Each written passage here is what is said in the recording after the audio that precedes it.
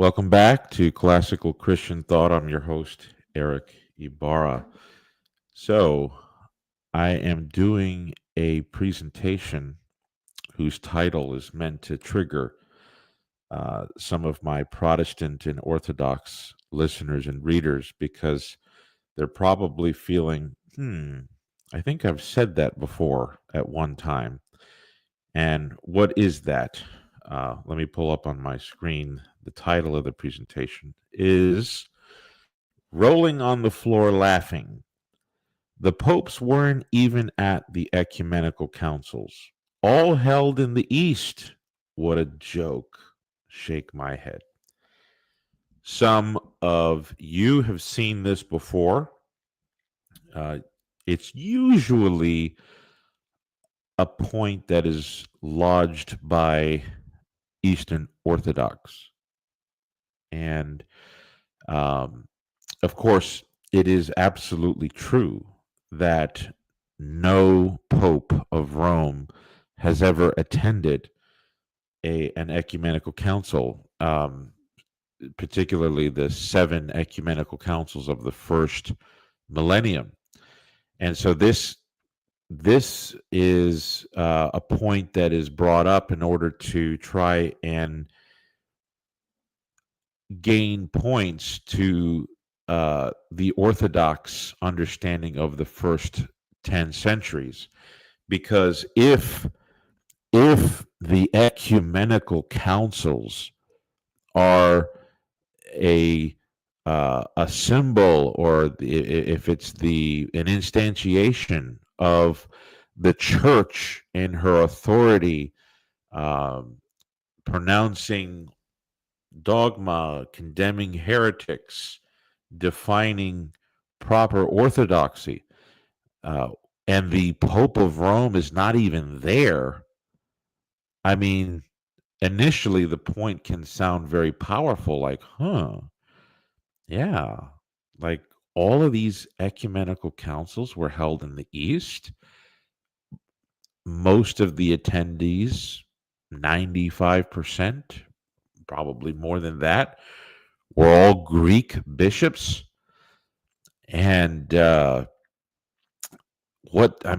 this is like the early church. The first millennium is the Byzantine showcase, right? So why all of a sudden the second millennium is our Roman Catholics talking about Rome and Rome's function in unifying the church, if the first 7 ecumenical councils are all Greek, they're all Byzantine, they're all run by Greek bishops and theologians, right?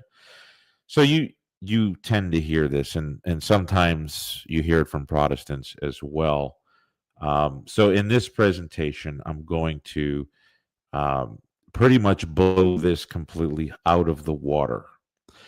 And to be honest with you, ladies and gentlemen, I don't need to be a Roman Catholic or an Eastern Catholic to blow this out of the water. The best Eastern Orthodox scholars of the first millennium know that this is also nonsense, and they too would blow it out of the water. So if you were to pick up the latest standard from a Byzantine pen on the history of the first millennium, Ed Sachensky's The Papacy and the Orthodox, you would find him detailing why this kind of objection from anyone is baseless. It's without any grounds to those who really know the first millennium. So before I continue, I have a few remarks. First, those of you who are new to the channel, I welcome you.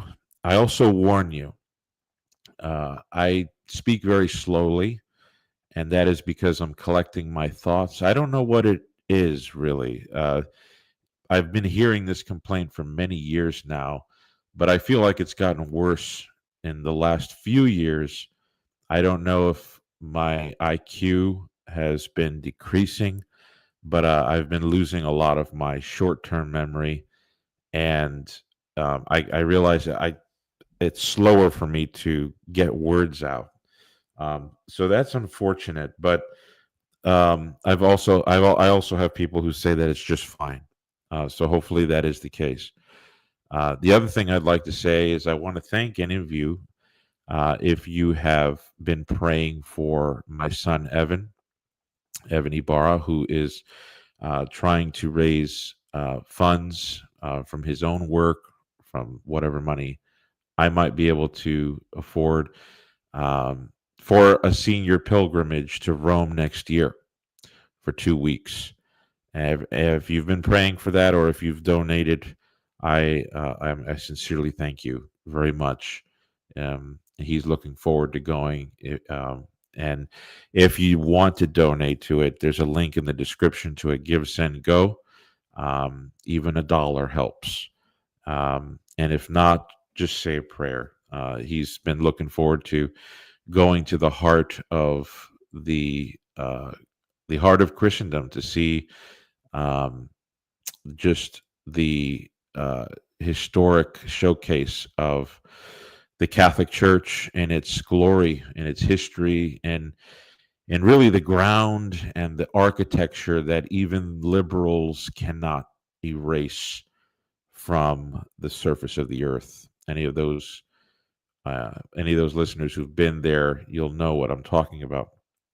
Okay, I think we can move forward. So, what I'm going to be doing here is looking at the Council of Chalcedon as my test case for whether this objection has any weight.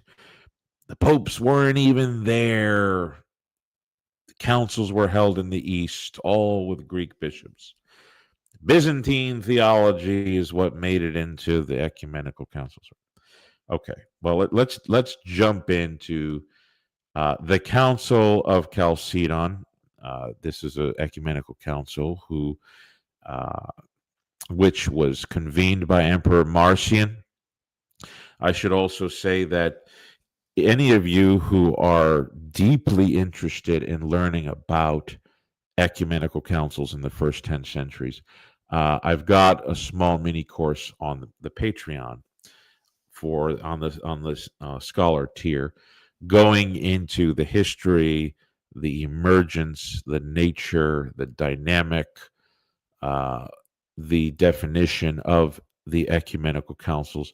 They do differ. The first seven definitely do differ than what medieval Catholicism saw in councils such as Trent, um, Vatican I, Vatican II. What we conceive of today as ecumenical council, or what theologians like to also call general councils, is really a different thing. There's a lot of overlap. So there's like two. It's you can kind of see it as overlapping circles. There's a great deal of overlap, but there's a great deal of difference as well. And I find that in the terrain of apologetics between Protestants, Catholics, and Orthodox, not knowing the history of ecumenical councils um, in large part contributes to why one side is able to convince the other. I think if all groups come to understand the history of these things, we can start turning the page in the debate book. Anyway, so let's get back to the Council of Chalcedon. So, what can we say about this council? What I'm going to tell you is that this council is going to prove to you. I already know what's going to happen, so this is for you. It's going to prove 6 points, with the sixth one being sort of the deductive conclusion. So I've got 6 points to make. So hopefully you can see that on the screen.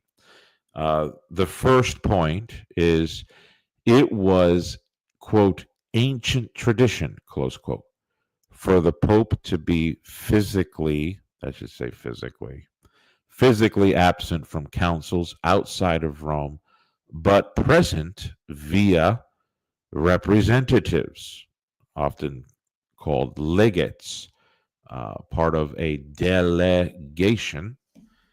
legation, legates. Uh, so, in other words, it was actually by design. It was not that the Pope of Rome wasn't asked to come or nobody thought he was important to invite, which is uh, one of the implications that one can draw when you come across an ortho bro who says, Popes of Rome were not even at the councils, bro. Like he wasn't even important to be asked. It's like, okay, well, much to the contrary, it was by ancient tradition that popes were physically absent. We'll talk about why.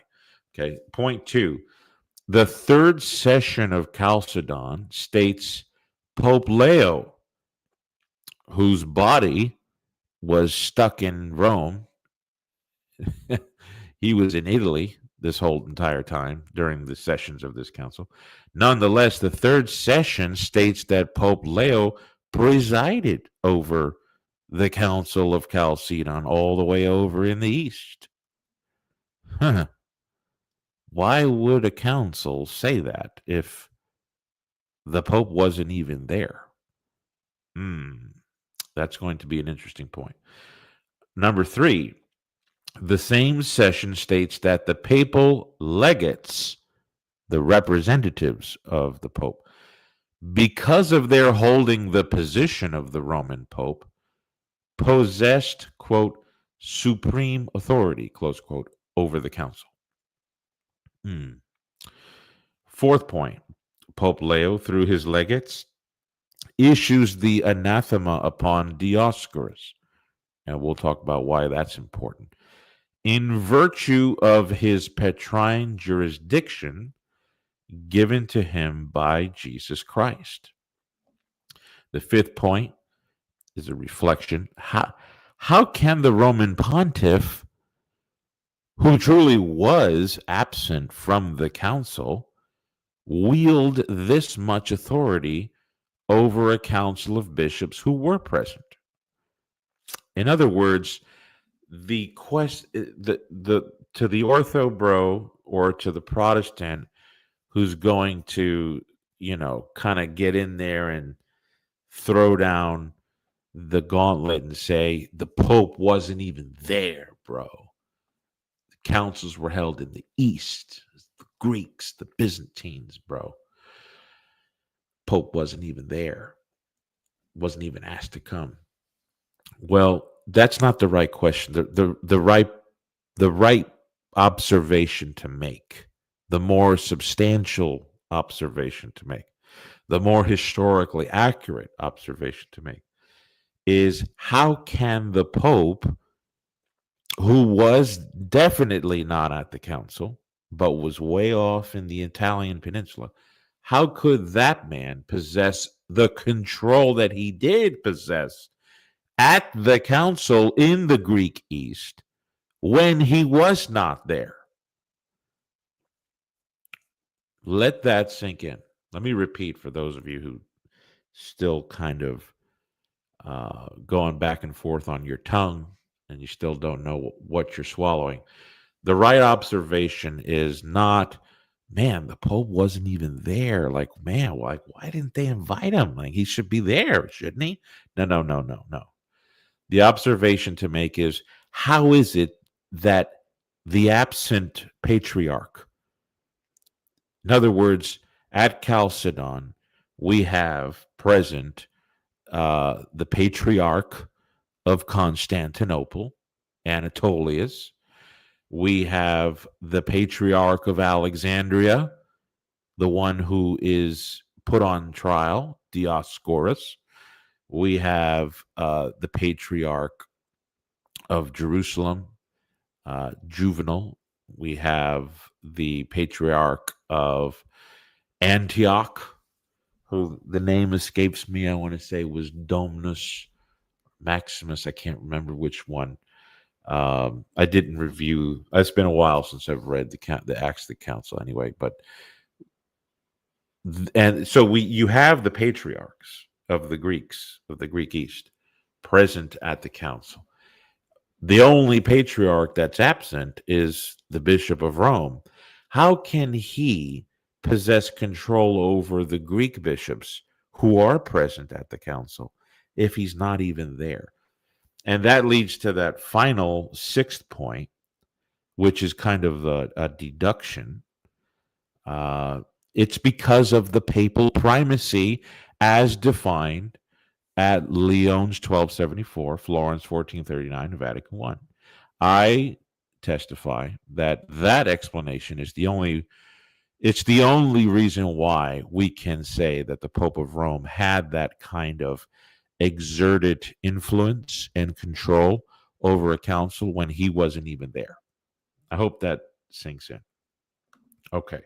So in session 1, we are given this statement by one of the delegates, the legates of Rome, Paschasinus, Bishop of Lilybaeum, representing Leo, the most holy Archbishop of the Apostolic See of Senior Rome, said in Latin, quote, "It is well known," it's not little known, not ill known, it's well known to this God-beloved council that a divine letter was sent to the blessed and apostolic Pope Leo, summoning him to the Holy Council. But since neither custom of antiquity nor the necessities of the general time seem to allow this, he has charged our littleness to preside over this holy council in his stead. It is therefore necessary that whatever is brought forward should be examined by our sententium. Close quote. Okay. So Paschasinus says, look, Emperor summoned the Pope of Rome, but custom of antiquity doesn't allow for that. That's one of the reasons. And this is a point that goes backward in time. We see that it was customary for the Bishop of Rome to be absent. One of the first or the earliest instances we see that is the Council of Arles, 314. And there were letters written to the Pope after the council because they believed his ratification was necessary. Okay, so we see here to the ortho, bro, Pope wasn't even there. Well, number one, it's by ancient design. Now, why is that? Why is it important for the Bishop of Rome to stay home while the other Greek bishops are afforded the accommodations for travel? Well, it's because the Bishop of Rome occupies the Apostolic See. You ever wonder why it's called the Apostolic See? Maybe some of the ortho bros right now are typing on their keyboard about how there was 19 other Apostolic Sees. Now they're hitting backspace. So, yes, there were other Apostolic Sees, but as the Acts of the Greek councils themselves testify, Rome was eventually referred to as the definitive Apostolic See. Now, what is that? What is See? In the English, we say SEE. Well, it basically just means chair. And one of the for that reason, I like to call it the Apostolic Chair. And since Rome sits on the throne of the apostles, it has to be there to hear all the other problems that are coming to it from other areas in the world. No, we hear some of the Orthodox saying, well, Alexandria appealed to more than just Rome, and John Chrysostom of Constantinople appealed to Aquileia, he appealed to Ravenna, he appealed here, and people were just appealing everywhere. No, that's not true. It is true that Chrysostom did that. But everyone in those cases that did appeal, another one would be, for example, Eutychius of Constantinople appealed to Rome, but historians love to point out that he also appealed to other areas. And in each of those cases, they were really looking for Rome's review. Okay, let's not kid ourselves here. And it's not true that everybody was just appealing to the next highest see. Appeals were going to Rome all the time.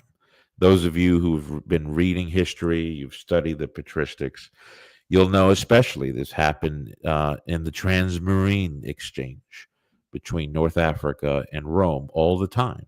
Happened quite a bit in the beginning of the 5th century, just right before the Council of Chalcedon. So the Bishop of Rome had to be there because he had to manage the international affairs, or the trans-regional affairs, I should say, of the Universal Church. And so the Patriarch of Rome can't just hop on a horse or hop on a boat and go to Chalcedon and hang out there for 7 months. Okay? So let's get the screen back up here. Paschasinus tells us that not only is it a custom of antiquity for Bishop of Rome to be absent, and I've given you a historical reason as to why that is, but notice secondly what it says. It says that they are going to preside. So Paschasinus and the other legates, it was one other bishop, I think, and then one presbyter. Bishop of Lillebaum. How in the world is the Bishop of Lillebaum, I might be pronouncing that wrong. How can the Bishop of little old Lillebaum and Lucentius and Boniface was a presbyter, if I recall correctly. How are these three guys going to preside over a universal imperial council with 600 Greek bishops, including the patriarchs of Alexandria, Jerusalem, Constantinople, and Antioch? Well, he tells us, doesn't he? Preside over this holy synod in his stead, in the place of Leo, in the place of the Pope. And the conclusion is the last sentence. It is therefore necessary that whatever is brought forward should be examined by our sentence, close quote. Again, this is a person who believes that the Pope is in control, even while absent. Okay. You've got to come up with a reason for why and how that can be. My 6th point was the deduction I already gave. We'll see if that's justified. We can continue. Okay. In the first session again, we see. Well, actually, this is not in the first session. This was a letter from Pope Leo to the council. So what I just read to you in the previous screen was a statement made by one of the papal legates, Paschasinus, at session 1 of the council. What I'm about to read to you is a letter, part of a letter from Pope Leo to the council. I think it was read in the 14th session. But it's just going to confirm what Paschasinus said, because we might have a listener who says, the Greeks might have heard what Paschasinus said and they kind of rolled their eyes. Oh, we need Rome to be here, so let him say what he wants. So, Well, he's not just saying what he wants. He's saying exactly what the Pope said.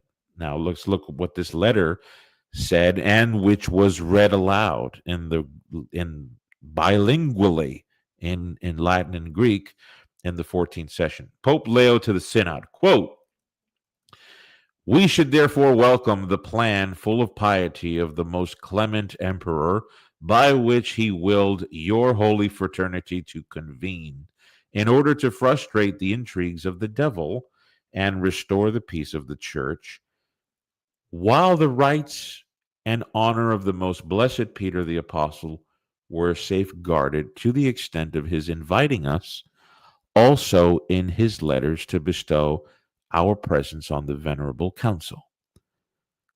This, however, is permitted neither by the pressure of the times nor by any precedent, nor by any precedent. Yet in these brethren, that is, Bishops Paschazinus and Lucentius and the presbyters Boniface and Basil, I forgot about the other presbyter, who have been dispatched by the Apostolic See, let your fraternity deem me to be presiding over the council. Me to be presiding over the council. While absent, little old Pope Leo, me to be presiding over the council. You are not deprived of my attendance, he goes on, since I am present in my representatives. With the result that you cannot be in ignorance of what we believe from ancient tradition, or in doubt as to what I desire, since in accordance with the gospel authority, the prophetic sayings, and the apostolic teaching, the letter, he's referring to the tome, the letter which we sent to Bishop Flavian of blessed memory declared most fully and most lucidly what is the pious and pure confession of the mystery of the incarnation of our Lord Jesus Christ. Close quote. All right. Pope Leo basically says what Paschazinus said as well. Father Richard Price, the Reverend Dr. Richard Price, whom everyone should be familiar with, who watches this channel. We quote from him, we cite him, we refer to him quite a bit. He says the following: it had been, quote, it had been Pope Leo's understanding that his legates were to preside throughout the council, close quote. Yep, the absent Pope, the Roman Pope, the Pope of Rome, who wasn't even there, bro. It says here, yeah, he was the one that was supposed to be the president, even when he's not there. Okay, that means something. Okay, so now we're going to move into why I said, I think it was my third point, that the council said that Pope Leo held supreme authority at the Council of Chalcedon. And it's going to be from a session wherein they they compare and contrast the role of Dioscorus. Sorry, if my eyeballs are down here, it's because that's where my screen is. The new camera is over there. Anyway, I'll try to accommodate to the audience. So, Dioscorus, who presided over the robber council. I don't feel like I can go into the background of this without taking way too much time off of my topic. So hopefully you all know what I'm talking about. There was a council. It was planned. It was styled to be ecumenical in Ephesus in the year 449. At that council, Dioscorus, the Patriarch of Alexandria, basically took control. It wasn't single-handed, no. So any of my Oriental Orthodox brethren who refer to Dioscorus as Saint Dioscorus, please I don't want to besmirch this man's reputation. It's not my goal here. I am trying to report some of the history as it played out at the Council of Chalcedon, so forgive me. But Dioscorus had a team of guys, uh, and they held supreme authority at the Council of Ephesus 449. Now, we'll see. Papal legates were there, so somebody might say, "Ah, there you go, Ybarra. Why weren't the legates of the Pope the supreme authority at Ephesus 449?" As we'll see, Pope Leo and his legates and the rest of the council at Chalcedon believed that Dioscorus usurped that role. And so at the third session of Chalcedon, they say, look, just like Dioscorus held supreme authority at Ephesus 2, 449, and judged Eusebius of Dorylaeum and Flavianus of Constantinople, so now at Chalcedon, you, the papal legates, hold supreme authority over the council. That compare and contrast is going to define for us how the council understood Pope Leo's influence at the council. Yes, the absent pope, the Pope of Rome who wasn't there, bro. Okay, so I'm going to put the presentation back up here. So let's read from this third session. One of the legates, Paschazinus, the most devout bishop and guardian of the Apostolic See, took his stand in the center together with his companions and said, quote, "We have at hand instructions from the most blessed and apostolic bishop of the city of Rome, who is the head of all the churches, in which he has thought it right to declare that Dioscorus should not take a seat at the assembly, and that if he has the effrontery to attempt to do so, he should be expelled. This we are obliged to observe.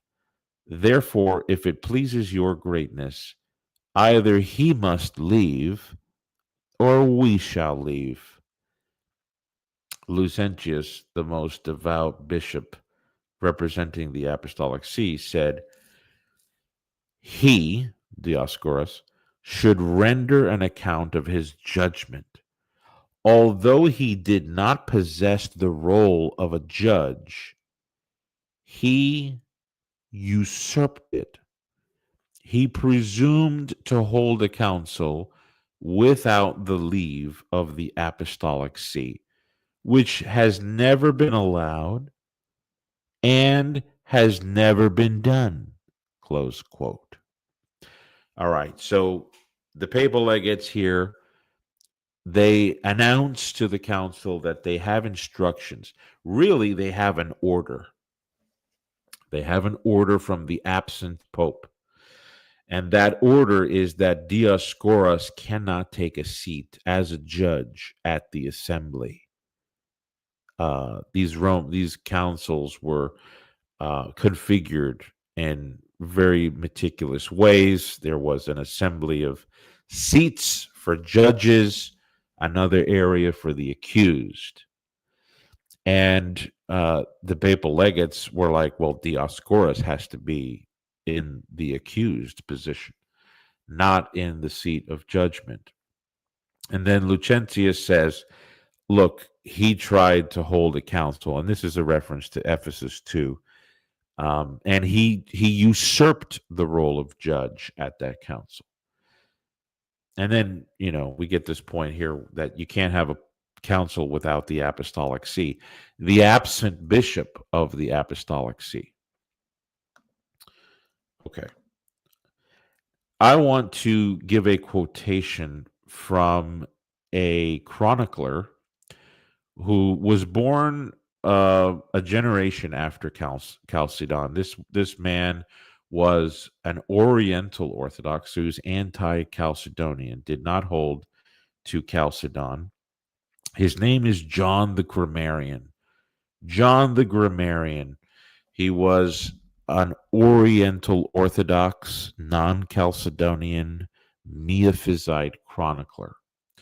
And the reason why I'm bringing him into this discussion is because we have someone who is almost contemporaneous with the Council of Chalcedon.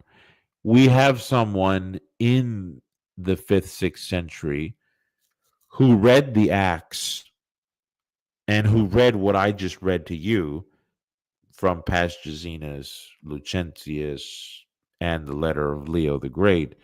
He read those things and he came to the following conclusion about what these claims imply. And it's important, I think, because today when we talk to our ortho bros,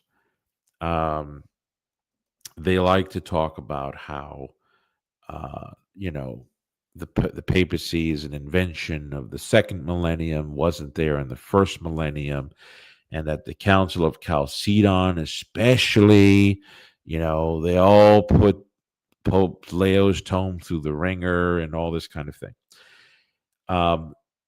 And t- what we see happening is Oriental Orthodox today will actually serve as a corrective to that. And so you'll see guys like my friend Subdeacon Daniel Kakish, who is a Oriental Orthodox historian, and he will tell you that this council at Chalcedon definitively implies papal supremacy. But Daniel Kakish, being an Oriental Orthodox, he's a Syriac Orthodox Christian historian, born in the 20th century, talking in the 21st century, but he's merely echoing what his theological forebear, and I'm not sure he would appreciate me saying John the Grammarian is a forebear. I'll let him deduce that for himself, but we have a non-Chalcedonian chronicler centuries before Kakish who says the same thing, and Kakish merely echoes him. So if you see the screen here, after reading what Paschazenas and Lucentius say, this is what John the Grammarian says. He says, quote, I wonder what canon has given the Bishop of Rome all this authority. The Bishop of Rome usurped entire power while knowing that no ecclesiastical canon or royal ordinance had conferred upon him such power. It was nothing but Roman arrogance. Lucentius is asserting here the universal supremacy of Rome over the entire Christian church. I wonder who gave Leo alone the authority to settle church problems, close quote. And this is portions of a chronicle that were compiled by the Syriac Chronicle of Michael Rabbo, the Great, in parentheses. In his A Universal History from Creation, I have the front cover there on the right. It's a translation by Mati Musa. Anyway, the point to be seen here is that you have an Oriental Orthodox shortly after the Council of Chalcedon who's reading through the first session and the third session, looking at what Paschazenas says, looking at what Leo claimed, looking at what Lucentius claims, say, what the heck are these people thinking? They just come into the council and say that they own the place? That's basically what John the Grammarian is saying, is he not? Volker Menz, he's a patristic scholar. I forget what school. He's a medieval professor of church history. he's the specialist, I think, today in the English world. Also, I think he's written in other languages, but um, he's the go-to guy for for Dioscorus of Alexandria and the Oriental Orthodox, the Syriac Orthodox formation after the administration of Emperor Justinian the Great. Anyway, I want to quote from his recent publication via Oxford on Patriarch Dioscorus of Alexandria, subtitled The Last Pharaoh and Ecclesiastical Politics in the Later Roman Empire. He says this in page 168, quote, the papal legates claimed that Dioscorus had illegally presided over a council, which was not a council at all, but rather a latrocinium, and that therefore all its decisions were void, close quote. That's just echoing what Lucentius said, that Dioscorus usurped supremacy at Ephesus 2, and that Ephesus 2 was really not a real council. It was a latrocinium, which in Latin means basically a group of bandits, a bunch of thieves, and it's where we get the term robber synod from as well. Okay. All right. So at Chalcedon, I'm sorry, we're going to rehearse what Dioscorus did at Ephesus 2. And you can see here why the papal legates accused him of usurping supremacy at Ephesus 2. So this is coming from the Acts of Ephesus 2, which you could read in the first session of Chalcedon because they rehearsed those acts. Dioscorus of Alexandria said, quote, the Holy and Great Council convoked long ago at Nicaea, according to the will of God, defined our orthodox and irreproachable faith. The Holy Council that met here a short time ago, that's in Ephesus, confirmed it and also decreed that it alone should be approved by the church as in force. It laid down that no one is allowed to compose another creed in addition to it. Since, moreover, as this holy and ecumenical council recognizes, Flavian, formerly bishop of the Church of Constantinople, and Eusebius of Dorylaeum are seen to have stirred up and perverted almost everything. Therefore, in confirmation of this, we have delivered the judgment that the aforesaid Flavian and Eusebius are deprived of all priestly and episcopal dignity, close quote. So Dioscorus excommunicates, deposes Flavian and Eusebius. And this is what happens at Ephesus 2. And you'll notice in the title of this slide, I have Dioscorus as the Kouros of Ephesus 2. And that's important because, as we'll see, the Greek Acts of Chalcedon, the papal legates accuse Dioscorus of being the Kouros at Ephesus 2, meaning the supreme judge. And then they use the same term to say, yeah, but now at Chalcedon, the papal legates are the Kouros. And that's significant because how could we see here that the Kouros of the council is the one to pronounce the authoritative anathema upon the accused. They have supreme authority there. Yes. So they are the Kouros. And at Chalcedon, the Kouros are the papal legates. Well, how can they have that? They represent a man who's not even there. The Roman patriarch who wasn't even there, bro. Well, it can only be because what I deduced in point 6, and we'll return to that. So after Dioscorus delivered this anathema in Ephesus, so that we're still talking about Ephesus 2 right now. This is what Bishop Flavian said in response. I appeal to you, and the U is in the singular towards Hilary, deacon of Rome. That was the papal legate at Ephesus 2. So, in other words, Dioscorus pronounces anathema, the deposition, I should say, of Eusebius and Flavian, right? Yes. Okay. The next line in the Acts, Bishop Flavian says, I appeal to you, papal legate.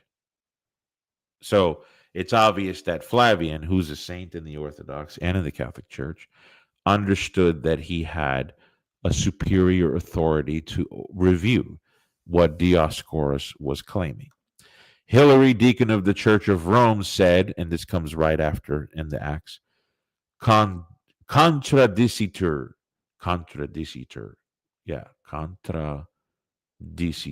yep, which means an objection is lodged. In other words, Dioscorus, you really don't have authority to issue this deposition. It's contradicted by the kuros, the real kuros of the council, the papal legate. All right, well, so much for Ephesus 2. I want to read to you from the third session of Chalcedon, where one of the bishops describes Dioscorus as the kuros of Ephesus 2, and then subsequently says that the papal legates are now the kuros, the true kuros of a council. So I have the Greek there. I'll give you the sources. This is from Edward Schwartz. Okay, this is his Greek, the Acts in Greek. You could get this for free online. Don't worry, I'll give you the source sooner or later. At the bottom here, I have prices. Oh, well, this is not price. This is actually Giles from Documents Illustrating Papal Authority. I preferred his translation, although Price's translation is almost word for word the same. But in the third session, Julian, so quote, Julian, Bishop of Hypaipa, said, Holy Fathers, listen.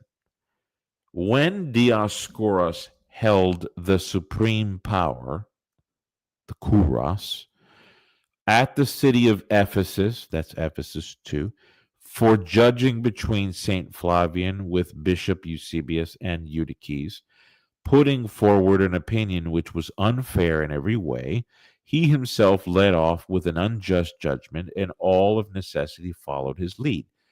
Now, your holinesses hold the supreme power, the kuros, from the most holy Archbishop Leo. The Pope of Rome, the Archbishop of Senior Rome, who wasn't even there, bro. And they have the supreme power, just like Dioscorus usurped at Ephesus 2. The papal legates are the kuros. And why are they the kuros? Because they hold the place of Archbishop Leo. How in the world does this Latin Italian Archbishop Leo, who's not even there, bro, how is he the kuros of this council? In the where you've got Greek bishops, you've got the Byzantine intelligentsia there, the patriarchs of Alexandria, Egypt, Syria, Constantinople, Jerusalem, they're all there. And you've got these legation from the Bishop of Lillebaum and Boniface and Basil, which are just presbyters, and Lucentius is another bishop. How are these bishop of smaller sees in the presence of all these Greek bishops and patriarchs, metropolitans, and they're the kuros? Well, they're the kuros because the Pope of Rome is what Vatican I says he is, what Florence says he is, what Lyons 1274 says he is. They conclude, we therefore urge your sanctity who hold, or rather, ye who hold the place of the most holy Archbishop Leo, to speak out against him and to define concerning him the canonical penalties, for we all and the whole universal council are voting with your sanctity. Close quote.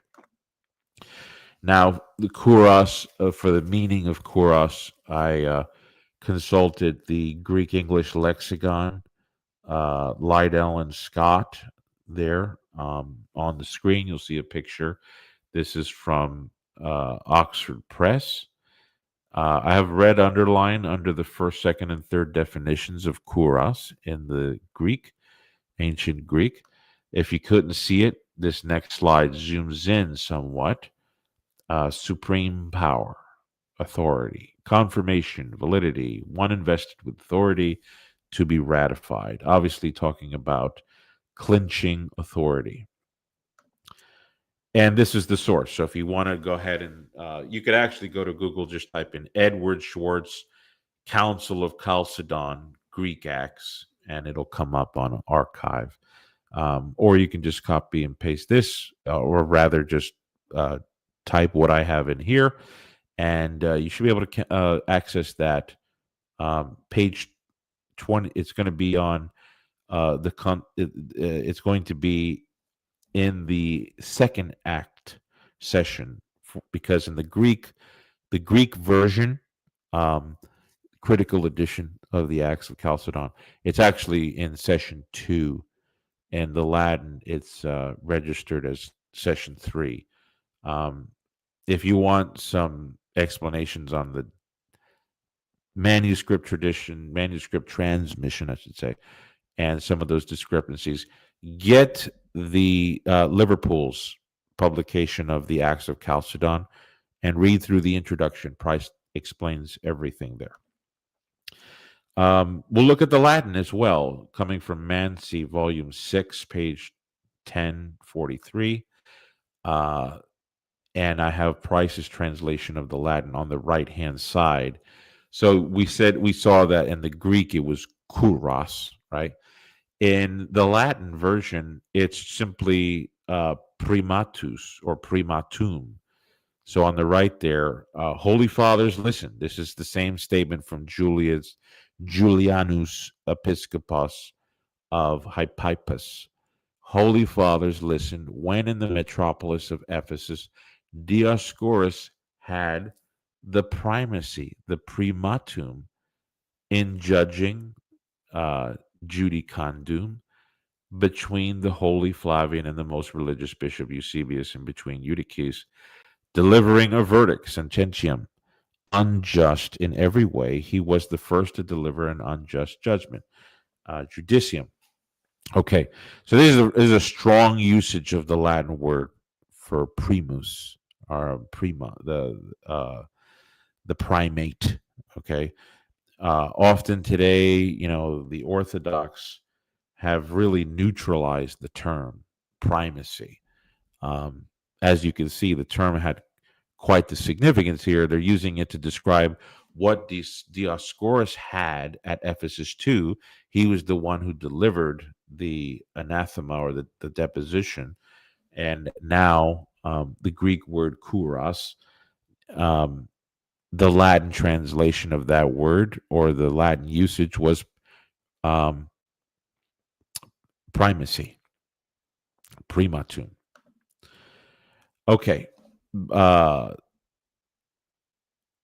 Father Richard Price comments on what Bishop Julian said in his commentary on the Acts. He says, quote, Bishop Julian follows the Roman line, also expressed by the Roman representatives at 94, 1 through 3. That's just Paschasinus claiming he has authority over the sentences at the council.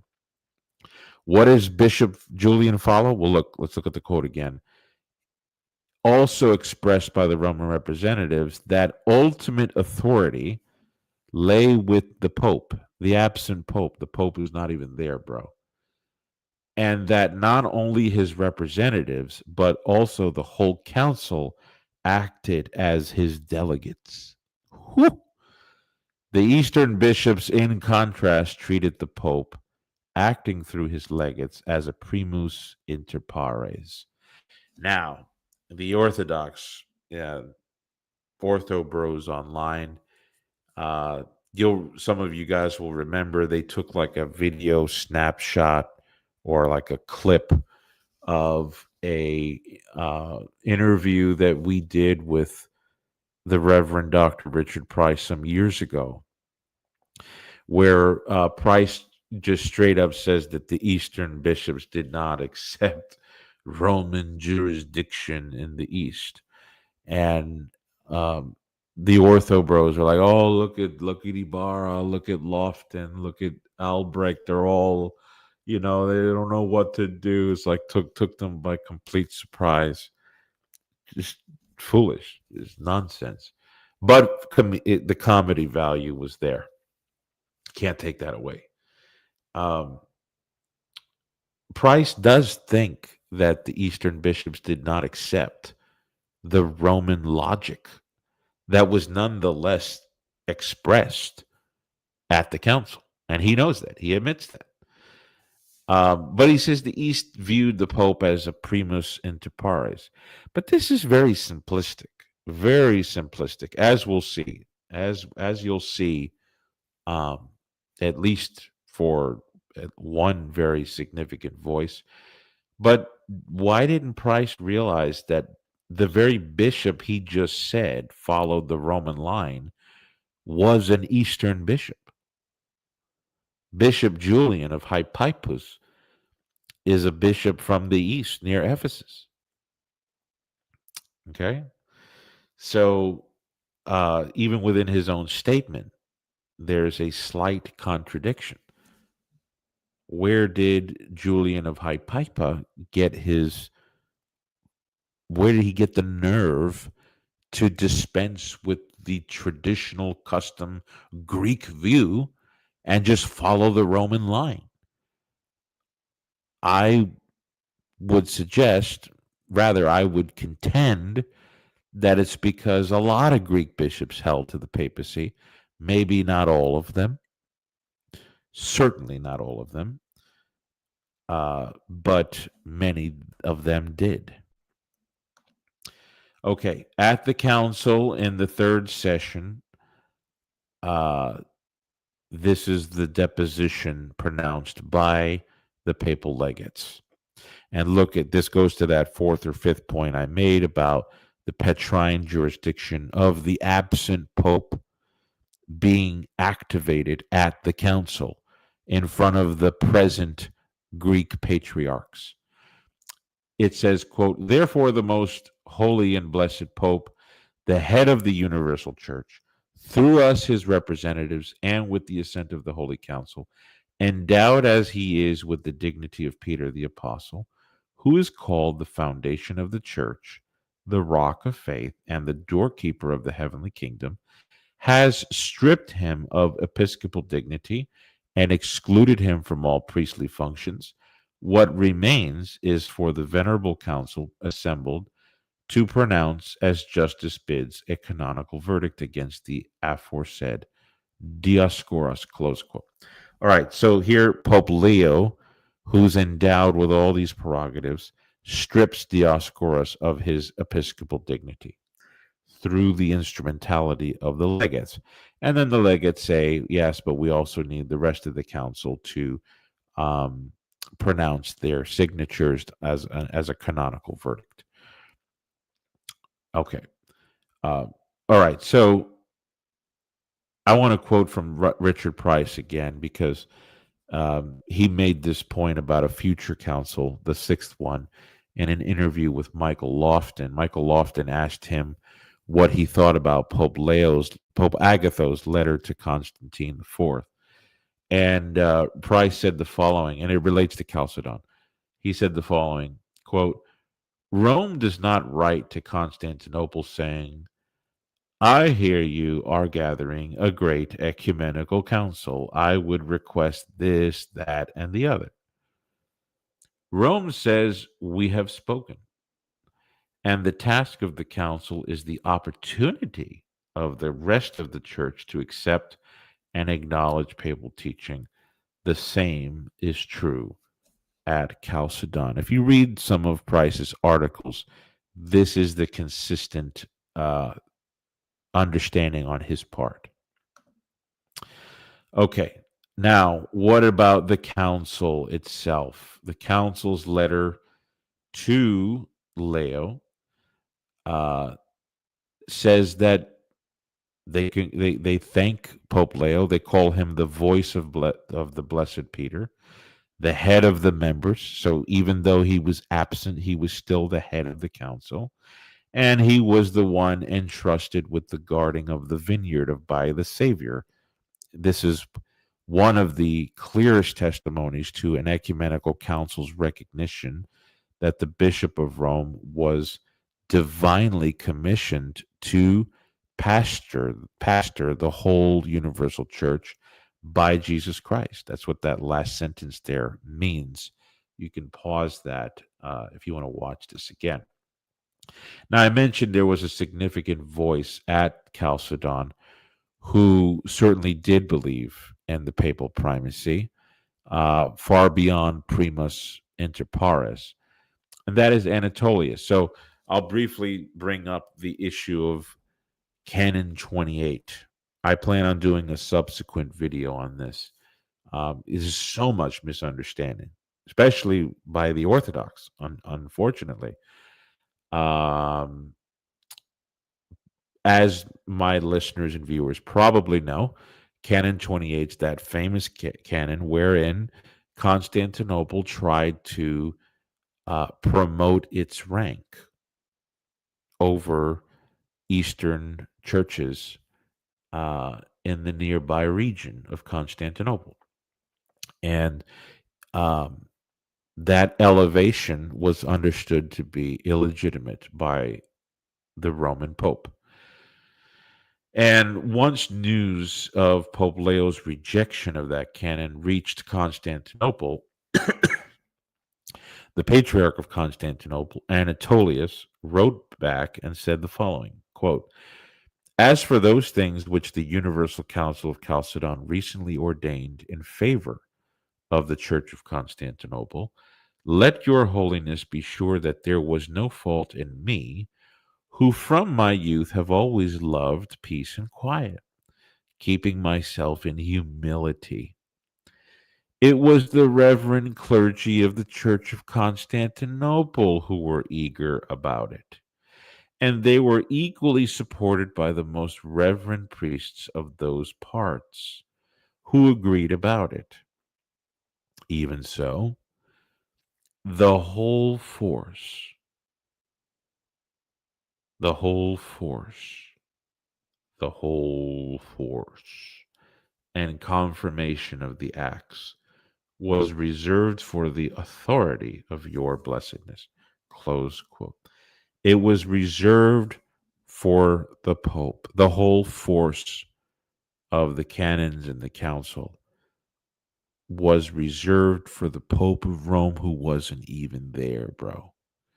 And so it kind of goes back um, to my deduction. Let's see if I can go back. Yeah, here. My deduction is, how can the Roman pontiff, who truly was absent, wield that much authority over council? I contend it's because of the Catholic doctrine. And that's really it. That's all I have to share with you. So if we go back to the original, the popes weren't even at the ecumenical councils, all held in the East. What a joke, bro. We can see how this is blown out of the water. And did I mention that I don't need to be a Catholic to agree with everything I just said? Um, because an Eastern Orthodox Christian can at least admit that the the Patriarch of Rome, even though he was not there, exercised the primatial jurisdiction, even if that's canonically defined, over the council. Okay. And so anytime you run into somebody who says the popes weren't even there, You can just give them this video. And that's not necessarily going to make them Roman Catholics, but it will make them better informed Eastern Orthodox. Do you see? All right, everybody. We have reached the end of the stream. God bless you, and stay. If you let me do the whole let me do the whole spiel, right? So please, if you like the video and you want to see more, subscribe, share this with your friends, your family, and stick around. Hit the alarm bell to get notifications for future videos. And remember to bring a pencil and pad next time, maybe. All right. God bless you.